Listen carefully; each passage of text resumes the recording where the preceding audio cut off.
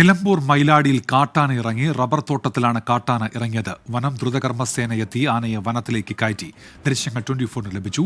Vipin C വിജയനുണ്ട് വിശദാംശങ്ങളുമായി ഇപ്പോൾ മലപ്പുറത്തുനിന്ന്. വിപിൻ, വിവരങ്ങൾ എന്തൊക്കെയാണ് വിപിൻ? ഉന്മേഷ്, രാത്രി 9 മണിയോടെയാണ് മൈലാടി മദ്രസയ്ക്ക് സമീപമുള്ള റബ്ബർ തോട്ടത്തിൽ കാട്ടാന ഇറങ്ങിയത്. ഇത് നിലമ്പൂർ നായാടംപൊയിൽ മലയോര പാതയോട് ചേർന്നിട്ടുള്ള സ്ഥലമാണ്.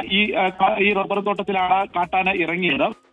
മൈലാടി ഒരു തീർത്തും ജനവാസ കേന്ദ്രം ആണ് എന്ന് തന്നെ പറയാം. കാരണം അത്രത്തോളം ആളുകൾ അവിടെ തിങ്ങിപ്പാർക്കുന്നതാണ്. ഒപ്പം തന്നെ രാത്രി ജോലിയൊക്കെ കഴിഞ്ഞ ആളുകൾ വരുന്ന ഒരു സമയം കൂടിയാണ്. ഈ സമയത്താണ് അവിടെ കാട്ടാന ഇറങ്ങിയത്. ഉടൻ തന്നെ നാട്ടുകാർ വനം വകുപ്പിനെ അറിയിക്കുകയും വനം ദ്രുതകർമ്മ സേന എത്തി ഇപ്പോൾ സമീപത്തെ മഹാഗണി കാട്ടിലേക്ക് ആനയെ കയറ്റി വിട്ടിട്ടുണ്ട്. ഇവിടുത്തെ നാട്ടുകാർ പറയുന്നത് ചുള്ളിക്കൊമ്പൻ എന്നുള്ള ഒരു ആനയാണ് ഈ ഇറങ്ങിയതെന്നാണ്. കുറച്ച് മാസങ്ങൾക്ക് മുൻപ് ഇത് ഇറങ്ങിയിരുന്നു, പിന്നീട് കാട്ടിലേക്ക് തിരിച്ചയച്ചതാണ്.